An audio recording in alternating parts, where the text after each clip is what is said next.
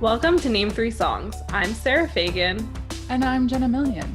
And this is the podcast where we take the piss and debunk music fan stereotypes. Because let's be honest, fangirls knew about that band way before you did.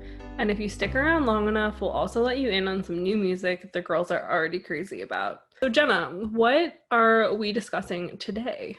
If you listen to our last two Sunday episodes, I was all about One Direction Part 1 and Part 2. And today we are excited to continue this conversation about One Direction, but this time we are bringing on three fan experts to discuss their thoughts and feelings on the topic. We had a really in-depth conversation with three fans named Emily, and Lindsay. And we talked all things from their reaction to Zayn leaving, to the hiatus being announced, to then the post-band personas and like newfound ideas of who the boys were, like once they were able to like discover themselves outside of the band.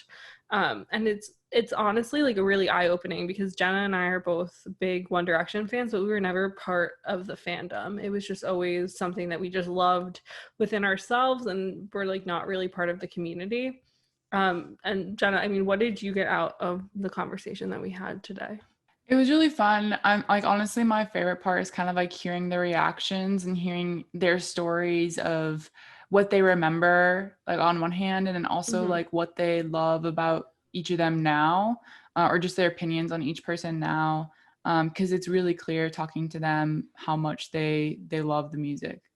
Yeah, it's really nice hearing from people, especially like 5 years out from when One Direction was active and like knowing that they still care so much about these members. And I feel like it just goes to show that like there is life post boy band, because I feel like a lot of boy band members think like once it's over and there's like no really coming back from it.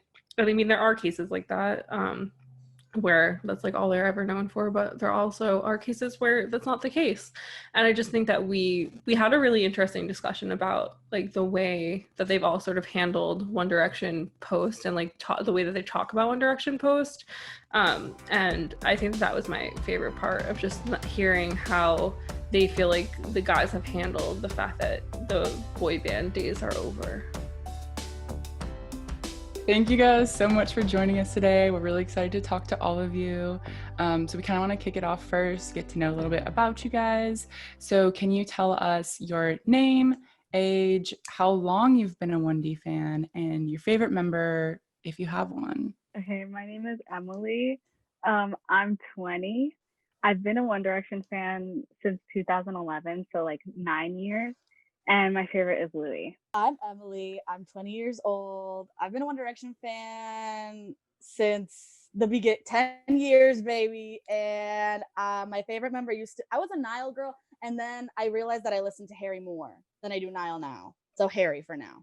I'm Lindsay. I am 20 as well. And I've been like an on again, off again One Direction fan. So whenever they kind of first came to the US, I got like really, really into it. And then I like started liking other people. I'm a huge Big Time Rush fan. So whenever the whole thing with One Direction and Big Time Rush went on, I went with Big Time Rush.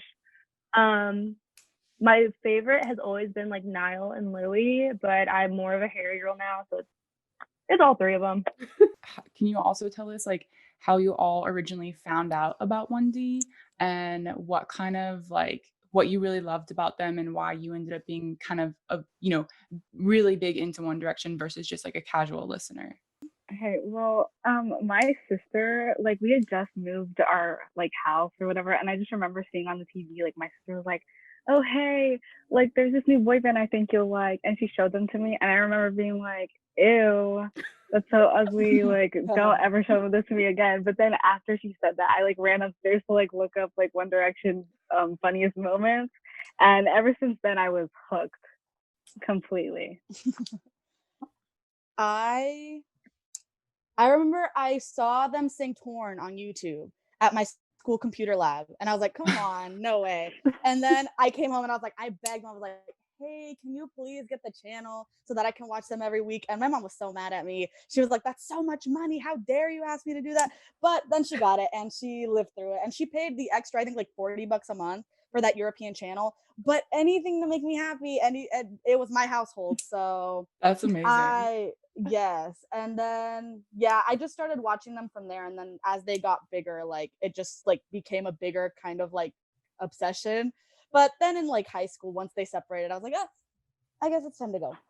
Yeah, for me, I had a cousin who was really into them, and they're like, Lindsay, listen to them. And I'm like, no, I have Big Time Rush. This is all I want to focus on. And so I saw them perform on the Kids' Choice Awards, and then they had the episode of iCarly that they were on right afterwards. And I Yeah. was like, oh, they're kind of cute. And then I saw Louis, and I was like, yep, yep. And so, like Emily did, I went and watched like the funniest moments on YouTube, and I was like, yep, okay, I see it now. So, yeah. I love that. I honestly don't even remember how I found out about them. I just remember like really vividly, and we like talked about this already, Jenna, but I remember when the That's What Makes You Beautiful music video came out, and I was at an internship, and I had to like close myself into this like intern closet that I was that they put me in, because they like I was like a photo intern at 17 magazine, and they put me in a prop closet with a computer and one other intern, and I just closed this in there and I just sobbed. I just was like, they're so cute, and Louis looks so French for no reason.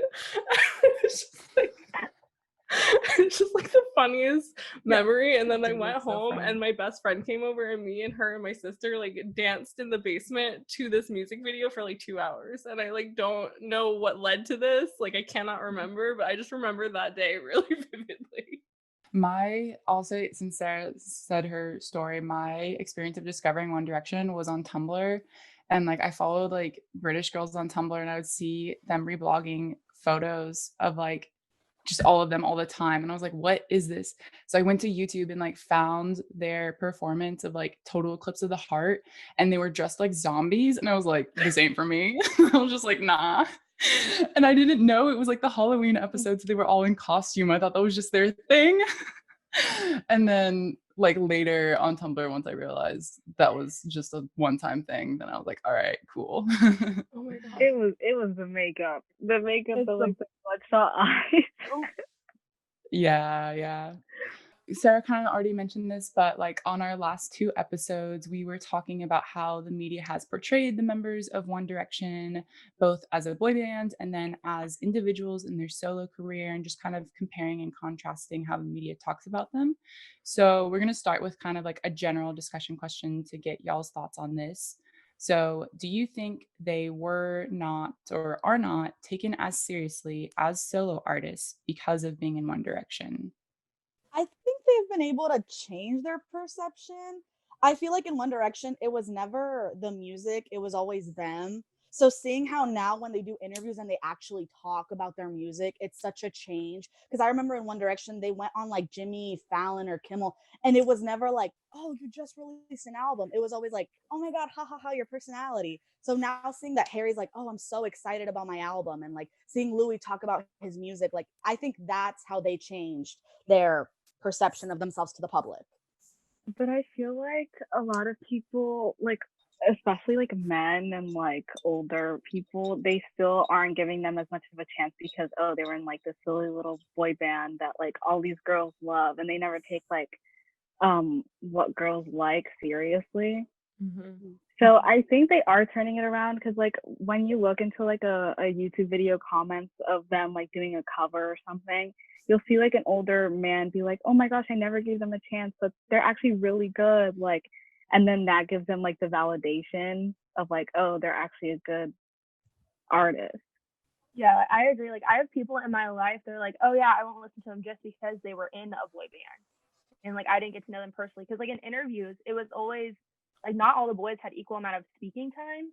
So I feel like in their solo interviews now, like you really get to know their personality, and so you can find the one that you kind of like vibe with the most, and you're like, oh, I'll go check out his music or stuff. But yeah, I have people in my life, they're like, I didn't want to listen to them strictly because they're in One Direction, but then they give them a chance. They're like, oh, they're more than the boy band stigma or whatever.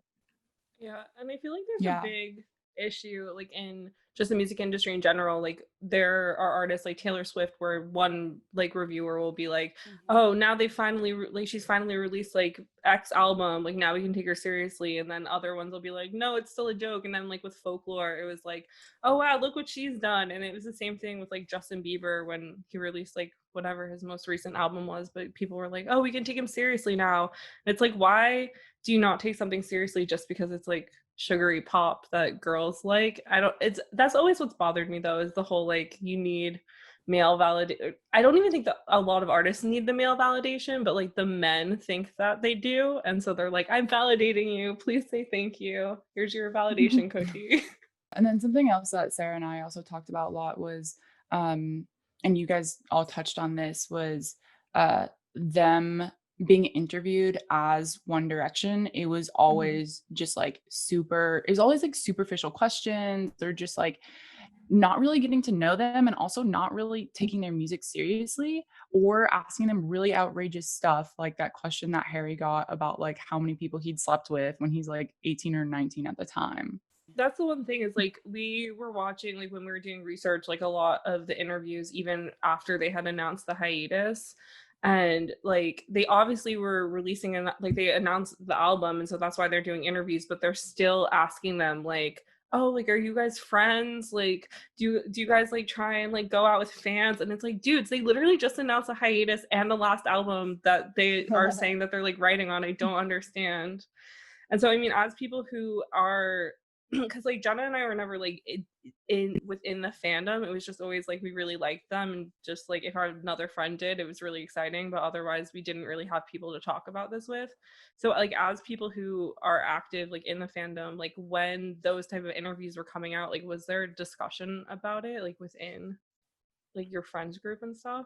I feel like I feel like on, because I'm more of like a Tumblr person, like that's where my like fandom area was. Yeah. On there everybody used to talk about how like, can you guys please, like we would celebrate, or we would like scream about how like, yes, this interviewer finally talked about their music, because this is like they, even One Direction, like in their interviews and stuff, they would say like, oh, I hate the question of like those stupid questions of like, oh, what type of like superhero power would you have, like this is so annoying. And you can tell in their interviews like that they were kind of like annoyed at everything.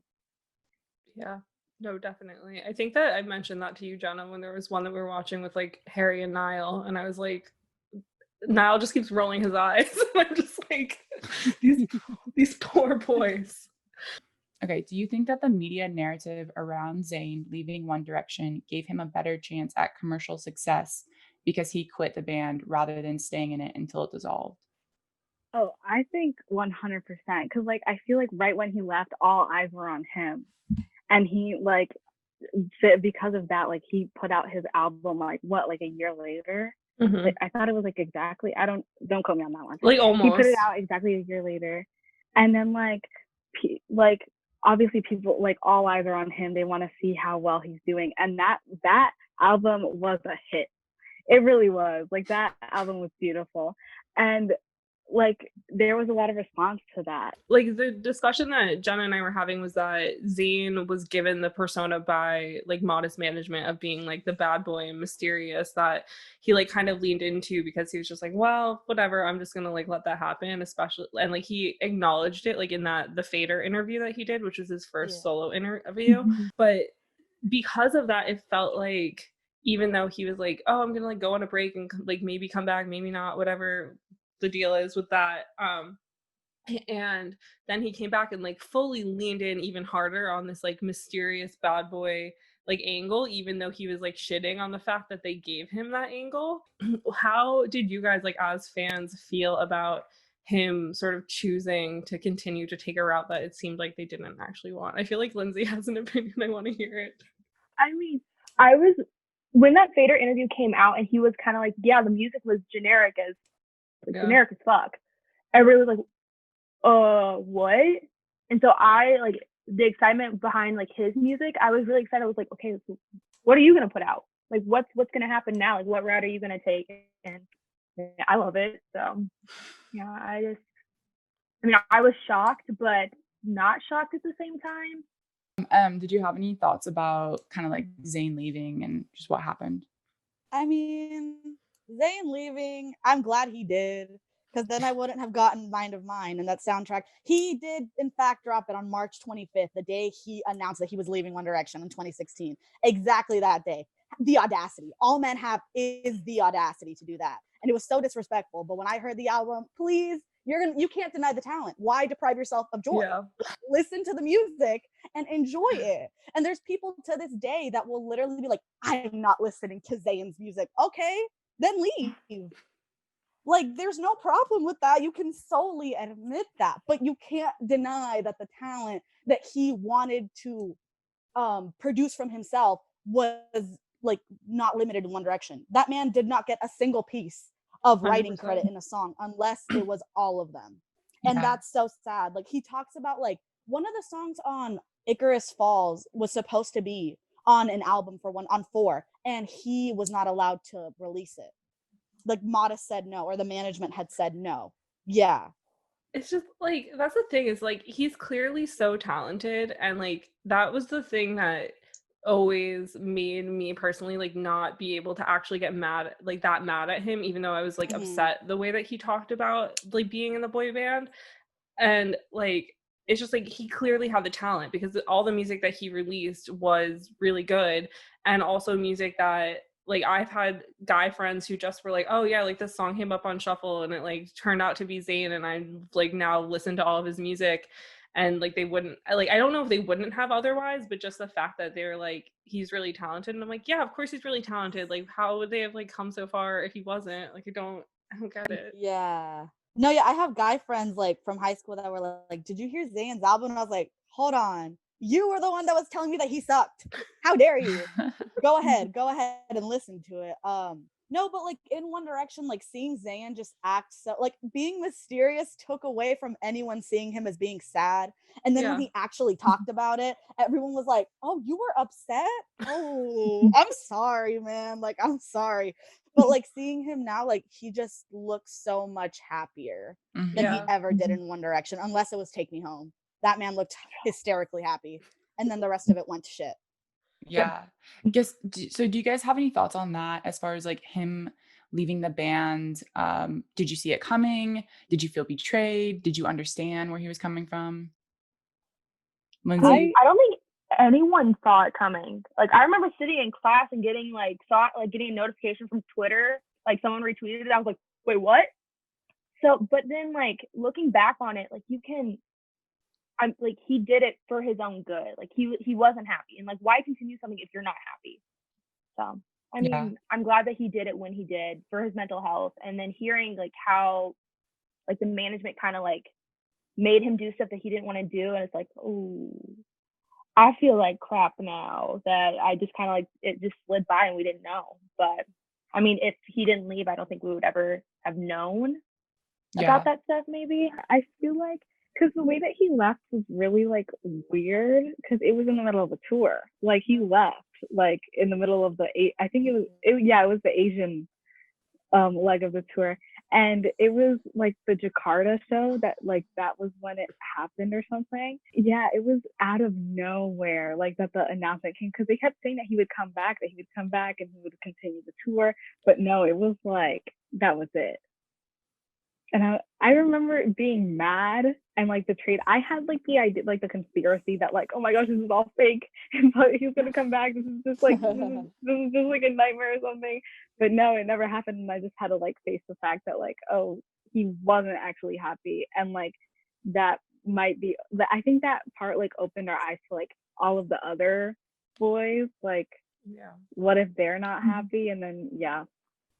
Well, that's the thing that I've always found like kind of sad about being in like a boy band, or like just being a pop artist that's kind of just like whisked up and like thrown into the spotlight, is that like, unless you're creating music that's actually about like mental health, like it's just never really talked about. It's never just like, oh, like, can you like discuss like this song and like why it's like covering this topic or whatever. And I just feel like they're never allowed to like be real people, that they just continuously have to be that persona that management gives them. Yeah, I agree. I feel like that would also tarnish like One Direction's image because they wanted to be seen as like a happy, like five boys happy all the time. So they were kind of like their management didn't want them to speak out about like mental health and stuff like that because they didn't want to ruin the image and the appeal to teenagers, like young teenagers. Because I remember I didn't really pay attention to any of that stuff. And I mean, just going off of that, you know how Zayn announced in March and then in like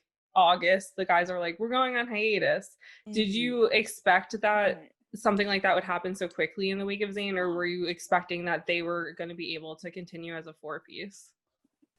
I expected it. I think hearing how Zayn like right when Zayn left that part of the tour, I was like, well, yeah, he's not coming back. Why would he? What's the point? Like to continue that, like you just don't seem happy. Like in the Where We Are tour, they were like, he passed out, and I was like, oh, hold on, why'd y'all leave this in here? That was not necessary. But I think seeing Zayn leave literally was the catapult for them to be like, well, yeah, I think we just deserve a break. And that break obviously was just, it was written in their stars, I think. Yeah, especially because like they did what was it? 5 albums and 4 tours. Was it 4 tours? I think 5 and like 5, in like 5 years. Like they should have been exhausted. So it was like obviously they were just gonna have to take a break. Like even thinking of that, like 5 albums, 5 years, like they were recorded, like they never got time to like sit and just like enjoy it. I feel like they enjoyed it more like whenever they were outside of it, like outside looking in, they're like, oh, we did a lot. Yeah, no, I wasn't surprised that like literally 5 months later that they're like, yeah, we're kind of done. Do y'all remember kind of like the announcement of the hiatus? Like, what were your reactions, and what do you think about how the media portrayed it? Wasn't there an article, like one of the first articles about the hiatus, The Sun released? It was like, this is the end. Yeah. Whenever they announced the hiatus was announced, I was like, wait, hold on. You said it's a break. Not that it's the end. I was scared. I was like, but again, not surprised because I mean, you lost a very important member. But I don't know. I was sad, really, really sad. But I like seeing them happy now. I remember like leading up to the actual announcement, there were so many like rumors about it going around, and I remember One Direction themselves were like tweeting like, oh, we're not going anywhere, we're not doing a hiatus, blah blah blah. But then like a month later it was like, oh hey, we're doing a hiatus. Like I remember like being in denial. I was like, no, like this isn't happening. But then like after it happened and after that one X Factor performance, like their last performance together, I was like, well, that's it. Like, what else am I gonna do?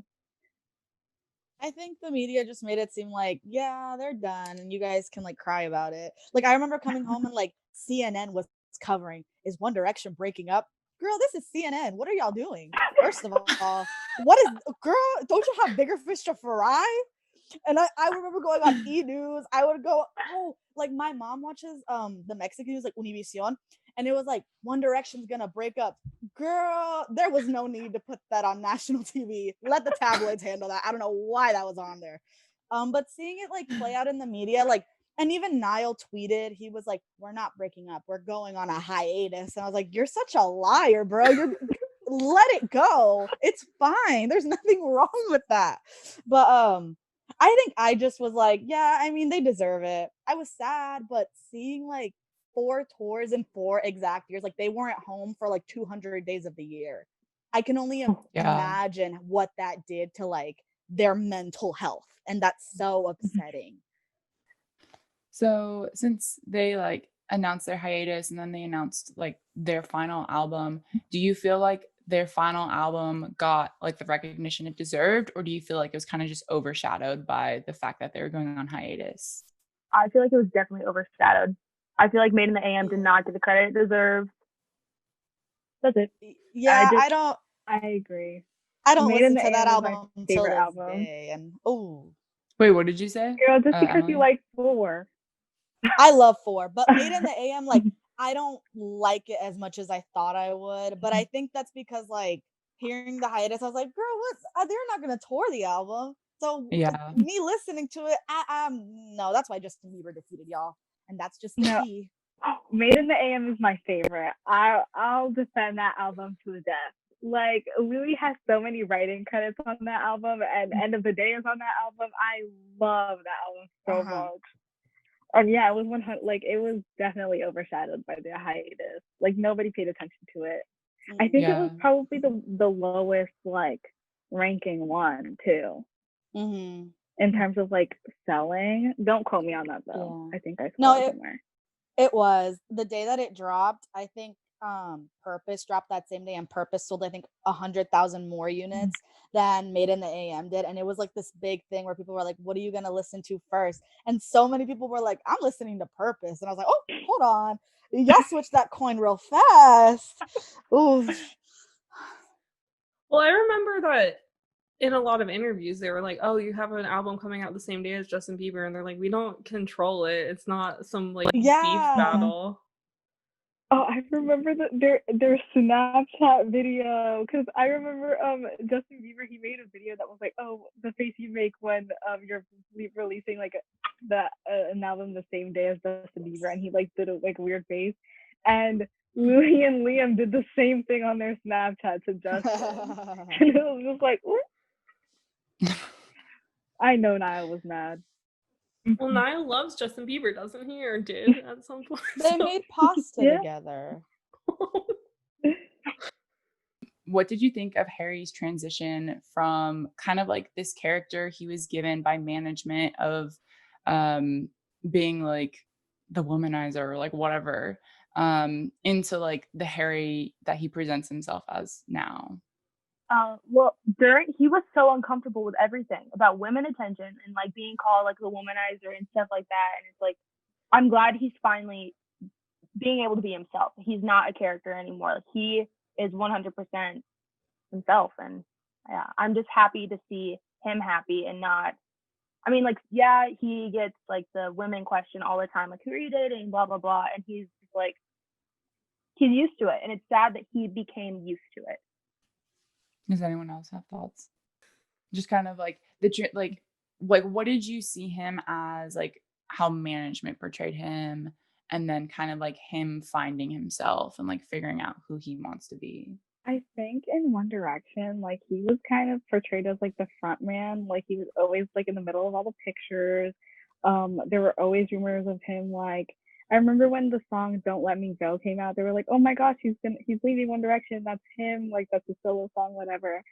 Um, and I just feel like while he was in One Direction, he had so much like attention from everybody, like going into his life, and everybody knew everything about him. And then right when he stopped, like right when the hiatus started, or right when One Direction stopped, like that's when he kind of extracted himself like completely um from like the media, and he just started becoming so like silent about everything, and he didn't talk on Twitter, he didn't say anything about his personal life. And like, I mean, we get it because everybody was in his life 24/7. Like that should be uncomfortable, so I feel like it's understandable like how he is now. Yeah, he's very much reserved from, he keeps his personal life personal. Just off of that, like I like, do you guys feel like there is like more of a fan portrayed like idea of who Harry is than like if we actually know who Harry is? Because I've always just found that interesting when like I remember like whatever the last tour was when like fans were getting mad because he hadn't brought like a Black Lives Matter flag up on the stage. Yeah. And so like do you think that they're, because obviously like it's just an opinion of it, but it's like, do you feel like sometimes there's parts of him that you're like, did we make this up or is this real? Because like I feel like I've had that with like artists that I've been really passionate about, so I just don't know if that's something you guys feel with Harry because he's so private. I think 100%. Like at the end of the day, he is a white man. He is a white man, and I feel like he's very like he he's I don't want to say like he wants to be ignorant, but he's just like, white men, they're like ignorant, like to things that aren't right in front of him. So like, yeah, people were so disappointed that he didn't like hold up like a Black Lives Matter flag. I remember at my concert we had a project with Black Lives Matter, and he did not acknowledge it whatsoever. And it was just like, okay, like I feel like at the end of the day we have to realize that like he's so privileged and like up there and rich and white and like all of these things. Like at one point he's gonna disappoint us. Yeah, like seeing people like I remember when he didn't speak on Black Lives Matter for a while, and then he posted that one thing, and people were like, "Oh my God, our king, he has spoken. God has spoken. Let the floodgates out." And I was like, "Girl, it's morally correct." Like I feel like he felt pressured to say something because how was he gonna stay so quiet? And he spoke out about it, and people were like, "Okay, first of all, he didn't even post the right link, so I don't know what he was researching, but he was not educated enough." And frankly, I mean, yeah, cool, whatever. Like he posted, and I'm so glad that he did because his platform is so big. But to see people praise him over that was kind of just like, girl, it's what we should all be doing. It's the most important thing to do right now. Like, why not? Why wouldn't he do that? Because if he didn't, it would be a different story. Then we would all be very upset. I just remembered that in one of the Rolling Stones articles, he said that he didn't find his one thing to like be like super like the front man of like a cause or something. Like that's why he doesn't speak up so much about that. Is so irritating. How can he just be like, oh, you know what? Those aren't my things. So I'm just gonna put that to the side, and I'm just gonna keep doing my own thing. Like that is so ignorant. I feel like with the whole persona that he's created for himself now, I just feel like it'd be so easy just for every single thing that's like bad going on in the world, just tweet a link. Like we know that you don't talk. Like you don't have to like make a whole statement. If you just tweet a link and be like, it'd mean a lot if you donated to this, and then his sign off. Like I feel like that's enough because we already expect the bare minimum, which I know is terrible.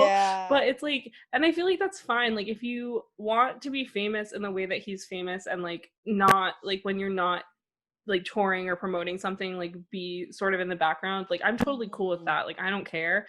But like if you have Twitter, have a phone, like just post about it. Like it's not that hard. Yeah. And I feel like it's so easy for like fans that don't know any better to like just blame it all on him not wanting to talk to us. Like, oh, he just doesn't use his social media, so why would he like say something? Like that's not an excuse. No, seeing artists, like I compare him a lot to Ariana Grande, just in the stature of like when you hear their names, you know exactly who they are. They're kind of household names. And like seeing her be so active with her team and be like, hey, go vote. Hey, go do this. Hey, here's links. Like I love that he went to protest. It's what he should do. You're a white man with power. You will be okay. I promise you. Like people were like, he's gonna get deported. I was like, he could buy the whole jailhouse. What's wrong? What's wrong? Like where's the disconnect here? But like seeing her be like, hey, here's these links to Black Lives Matter, here's the Palestine links, here's the Lebanon links. Like she's so active in that fight for people, and she's not the front man of it at all, but she just chooses to be. And to see an artist as big as her with her following, like it just shows that like it's not that hard. Like I think that goes along with all of One Direction in general, because none of them really talk about it at all. Yeah, they have such a young following. Like if you just tweet something, get people informed. Like you don't have to make like a big, like you don't have to do exactly what Ariana Grande is doing, but like something instead of just staying silent. Like you're choosing to stay silent over this when you know, like I hate saying like people are expecting you to talk, but like people are expecting you to talk. You have a platform, use it for good. Yeah, and I just feel like that's always a discussion that comes up when it comes to like celebrities and like celebrity culture and just social media and all that. It's like I feel like sometimes they just don't want to acknowledge like how powerful they are, but it's like if you're sitting in your like fancy house with your fancy pool like all of your fancy things, like how did you get here? The Mega Mansion. Yeah, like it's just like exactly. It's like how did you get there? We know you're not poor. Yeah, and like especially with like music, especially like your fans dictate what happens. Like if you're an actor and people hate you, like if you're good, you'll probably still get hired. But if you're a musician, like your fans dictate whether or not you get to continue living in that house. So if, like it's really not that hard to just, just acknowledge things. But and like this is like another topic about it, but just like, do you feel like it's hard to hold these people accountable because of like the toxic like stan culture behind it all, where like the people, there's like two factions of fandom where like there are people who are accepting and like welcoming, and then there's the other that are just like, you said one negative thing about like the fact he painted his fingernails purple, like how dare you. So like how do you separate that and like know if it's okay to like talk about things? I think during the time of like the Black Lives Matter thing, like if you were on the side of the fandom where you were like, oh my God, that's so good. Like, thank you for speaking out about this. Thanks for the link. People were like, oh my God, yes. Like, we're empowering him. Like, we're giving him like more to continue posting about it. But if you were on the side where you were like, you could do more, there's more you could do. All of you, there's more you could do. People would be like, how dare you speak out? Now you're going to get mad at him for speaking out? How are you going to get mad at him? Like, why wouldn't you want to keep him going? Girl, he did nothing else. I think there needs to be a balance with that. Like I understand how like you can do one wrong thing and that's it for you, like for some people. And they're the people that are just like, oh my gosh, he's perfect. Like I on my TikTok, I get comments all the time. I will critique one thing about Harry, and the comments are just bombarded with oh my gosh, he's so perfect. I don't understand how you can say this, blah blah blah. Like, come on, he's a person. Like, we can say some stuff about him. It's okay. Yeah. I feel like people are afraid that like if I speak out about him, like he'll find out, he's gonna hate me. Like, he's a person. Like, he's gonna like, we can critique. He's not perfect. Yeah, we have him on a pedestal, but like, well, I feel really like be up there. that's also the thing sometimes with like younger fans who just like don't really understand how the world works yet, is they just automatically are like, I need to defend them. Like, I'm pretty sure that most of these artists who like aren't bad people, if you met them and they were like, oh, I saw you tweeted this thing once, they probably would want to like talk about it. All right, I'm gonna switch up the topic, and let's discuss Harry's albums for a minute. So I guess like initial reactions and kind of either the first album or the current one, whichever, and kind of like how you think, are people starting to recognize him as a solo artist? Are people starting to give him more credit? Things like that. I feel like Fine Line is definitely getting more credit because it's more radio based. Because I mean, Watermelon Sugar, Adore You, Lights Up, they're radio songs. And HS1 wasn't that. Like, I'm gonna defend HS1 till I die. I love that album, but it just wasn't what people were expecting as soon as he came out of One Direction. They were expecting like the pop music, blah blah blah. But I love both. I love him.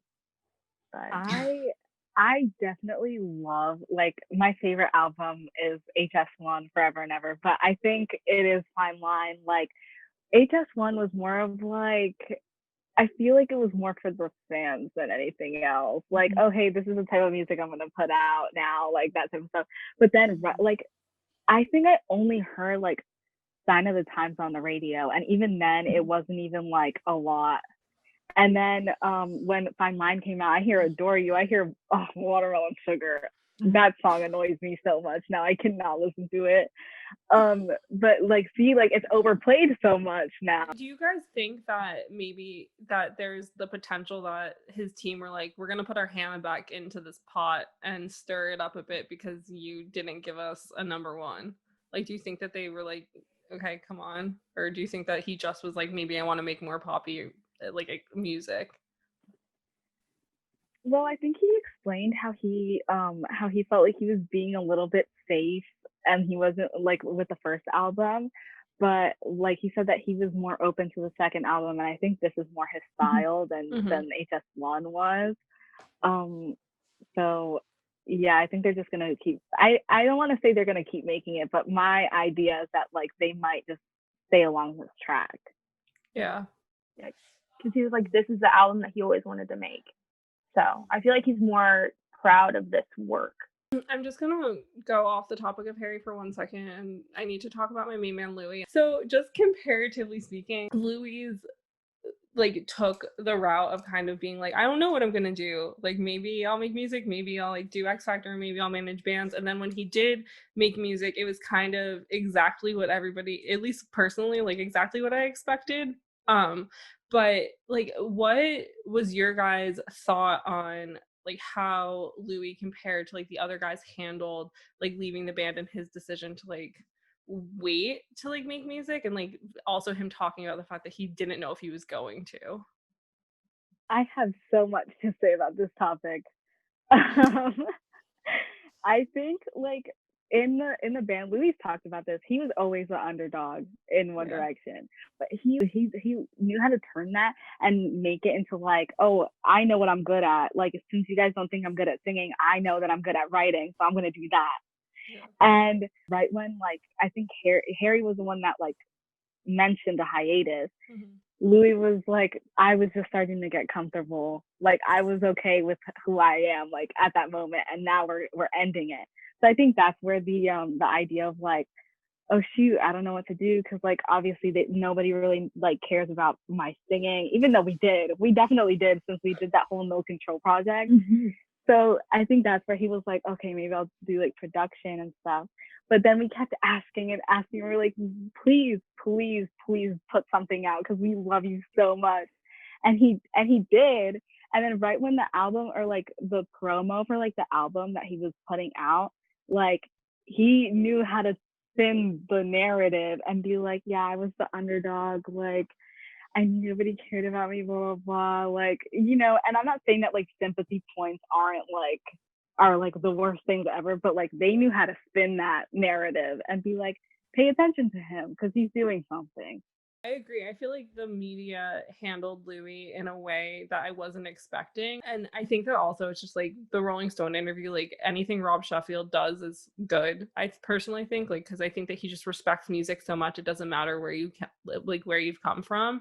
And so them acknowledging that Louis was in a boy band, but he seemed to be the only one that they were not acknowledging like who he like his persona beforehand, at least in my opinion. And it was like, oh, like I know that you like wrote this music for them and then you like went on to do this. And like do you guys also feel it that way, that maybe the media were kind of nicer to him because he was the underdog, or is that just like me living in a world where I'm just like, Louis is perfect? I think that I feel like a lot of people started feeling sorry for him, especially with like his personal life and stuff. So then they didn't really want to say anything like horrible to him, because then the fans would attack. I agree. And like the whole, whenever Louis was like, yeah, Harry's this, Liam's this, Niall's this, and then there's me. Like I remember seeing that and I was like, oh, ouch. But then like kind of like what Emily was saying, like you don't want to, like with the stuff that's going on with his family, it's like you don't want to say anything wrong. I have one more thing that I just want your guys' opinion on. And this kind of I saw I saw one of your TikToks about like who had the most like solos in the band, and like comparatively speaking and stuff. And Jenna and I talked about this, but like at the beginning, it felt very much that they were like Liam's the front man, like this is who Liam is, and then it sort of shifted once fans were like Harry, and then like Harry started getting more solos and stuff. So do you think that like Liam went this weird route that he's gone because he was just like, I need to like fully figure out who I am, and like I need the fans to realize that like I'm this person beyond this like daddy direction character I've been given? Because I mean, I just remember like when LP1 came out and there was like that song about like cars. That album is so ugly. LP1, how dare you? For Liam Payne, I'm so sorry. I have so much to say about that man. That little light skin act that he's trying to pull is not working. You have no charisma. How are you going to do that? Where are you getting the act? Because it's not there. He literally, it's so disappointing. Because in One Direction, he was seen as this like father figure to the boys. And when he talked about it and he was like, I love this one interview he did do where he was like, you know, like the hotel room is trashed and management is telling me that I have to control it. And I was like, okay, yeah, that's a little much. Like, there's no reason for them to treat you that way. Like, you're not their security. You're not their father. But I think the direction that he's taking, he is trying to say that my music, that One Direction was the catalyst for what I am doing now. When in reality, like, girl, you're fine. You can make your little dance pop, whatever it's called. But it just seems like you're trying to make music that was better than One Direction. And it's not working. Mm-hmm. It's not working because all you talk about is One Direction. And fans always want to say like, oh my God, he's just trying to give us information. No, talk about LP1. Yeah. Why don't you talk about that one? I think people really only like pay attention to him now just because he only talks about One Direction. And I remember he went on Twitter on like a rant, like, I'm not the only one that was in One Direction, this, that, like, you can ask them too. But then he continues to talk about them, and that like opens up the door for other people to be like, hey Liam, like, what about One Direction, all this, that, whatever. And then Liam like starts going back and forth with what he has to say. He's like, Yes. actually we were like an office, or actually no, we were like best friends. Oh no, we didn't really talk to each other. Like, what's the truth here? Like, what are you keeping us on our toes just so that we could pay attention to you, or what's going on? With the promoting, like, the thank you for the freaking TikToks that he made, and he had the One Direction board. We weren't going to talk about it unless like why include that? It's nothing to do with them. Like, you're doing okay, and like saying, like, talking about like the special guest for like LP, like the Act 2 show, the live show that he did, trying to think, oh, special guest, oh, the boys, and I feel like that's like some people kind of tuned in for that. The fact that he uses One Direction all the time, like, is his team telling him like, hey, do you want to talk about your run with them, because that's all they really want to hear, like, that's all they really care about. And it's true, like, whenever he talks in an interview about himself, somehow it always goes back to One Direction and being like, oh well, you know, we had a great time and the band was so fun. But then you're saying like, actually the band really wasn't what you guys thought it was, and that's the tea. And also seeing how fans are like, you can't hate Liam Payne, you can't hate him, you can't not like him. Girl, you like both ways. Do you actually? I've seen fans defend that song. How? Biphobic? No. And the fact people are like, he apologized, he said his piece about it. I was uncomfortable. How are you? Like, it's not catchy. It's not. How are you gonna sing that? To Girl, do your ass in the car. Oh, That's not a lyric.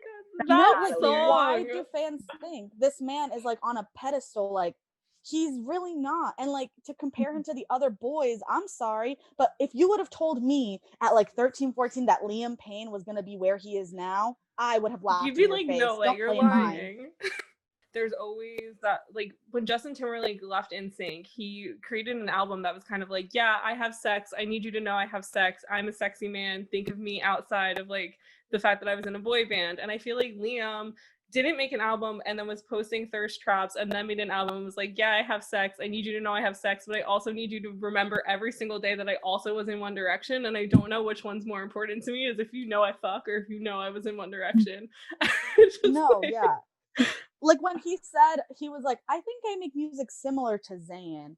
And I was like, that's where you're wrong. I don't know like who told you to say that answer. Like, maybe. But Zayn talks about sex in different ways. You're straight up saying, yeah, I have sex in cars. And what are you going to do about it? Nothing, babe. We don't even want to hear about it. It's the way that like Harry went off into that like route of like, hey guys, know that I have sex too, but like he made like a little metaphor with the watermelon sugar video. Like, girl, I don't want you to do my ass in the back of the car. No, thank you, babe. It's so interesting to me because I just remember, like, at first after the hiatus that like Niall was very much like, oh, like, I love One Direction, like I'm their number one fan, and it was like really sweet and wholesome and nice, and like it's not like when he talks about it, he's never seemed to talk about it like for the clout of being in One Direction, whereas I feel like Liam kind of does that. Besides using One Direction for that clout, this man needs to keep the rest of them out of his mouth. I don't want to hear you say that if Harry were to babysit your kid, you wouldn't want him to because you wouldn't know what he was wearing. First of all, I'm sorry, you literally lied about your stylist. So I don't know why you're talking about style when you have none. You're literally taking Niall's style right now with the little pants and the button ups. So what's going on?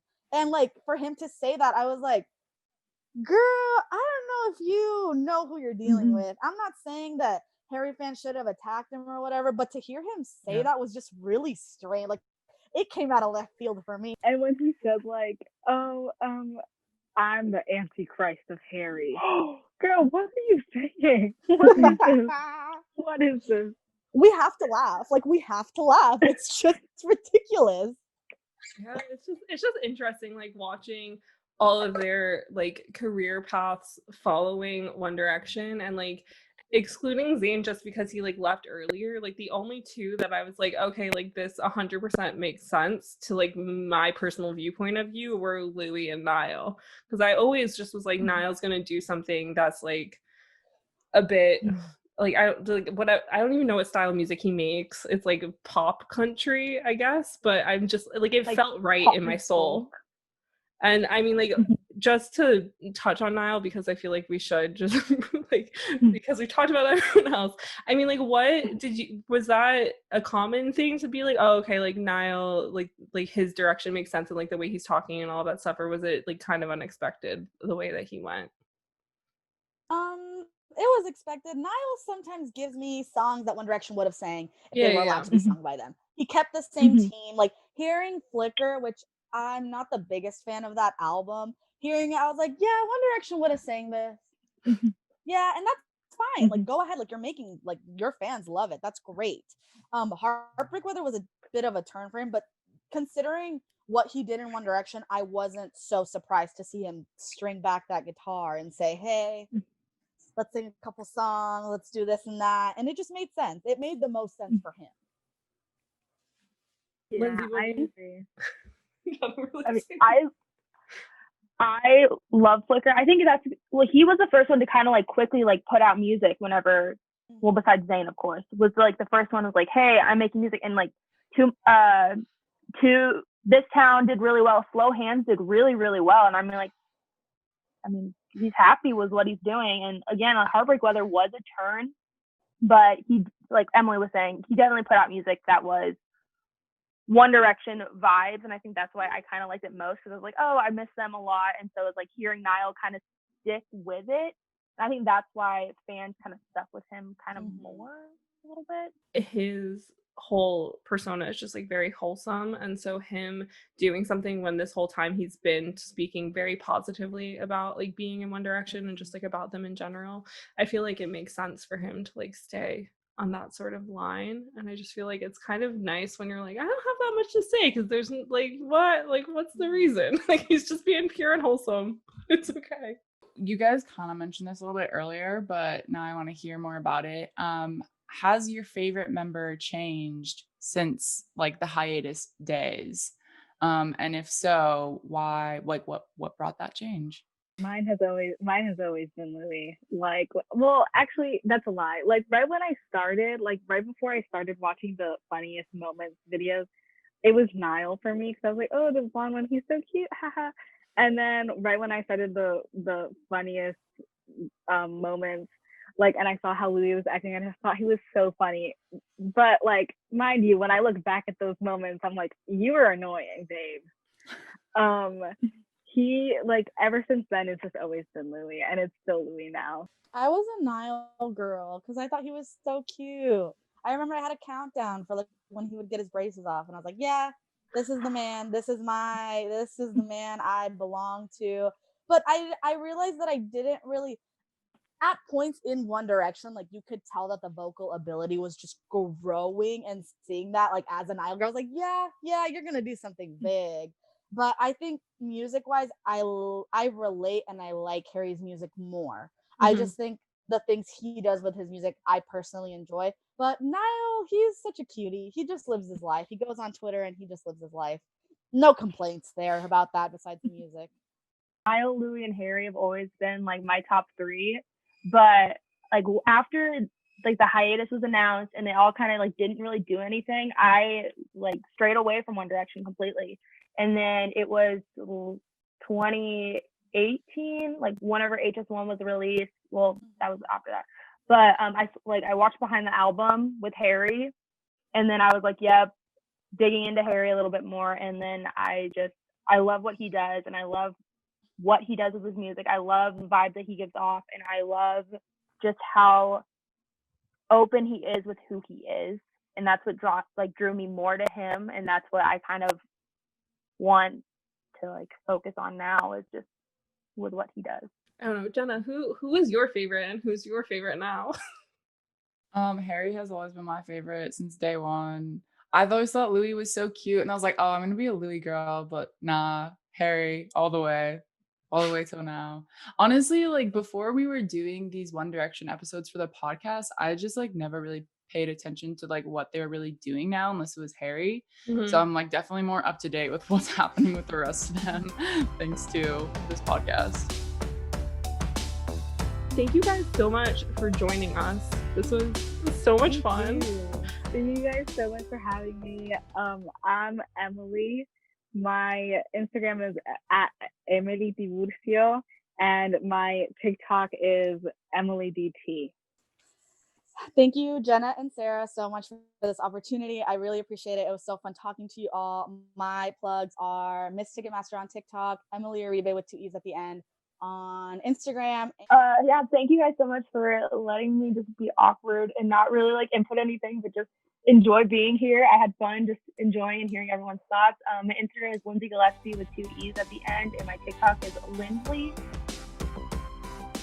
We hope you guys enjoyed this episode and have enjoyed our little trip down memory lane with One Direction. I'm sure that they're a topic that we're going to discuss again at some point because there are never-ending things to discuss when it comes to One Direction. If you want to discuss this episode or any of the episodes with us, you can follow us on Twitter at Name3Songs, the numerical 3, just like the podcast name. And as always, if you have beef with me or Jenna, or if you love what we're saying, you can tweet us at Sarah_Fagan and at Jenna_Million. And the other girls' links will also be in the show notes below. Thanks for joining us on Name 3 Songs. Until next time, never let anyone make you feel bad about your favorite band. And you're never too cool to listen to Harry Styles. Don't forget to subscribe to be notified when each episode comes out and leave us a 5-star review. It really helps. If you want to find out more about any of the things we talked about this episode, you can visit name3songs.com.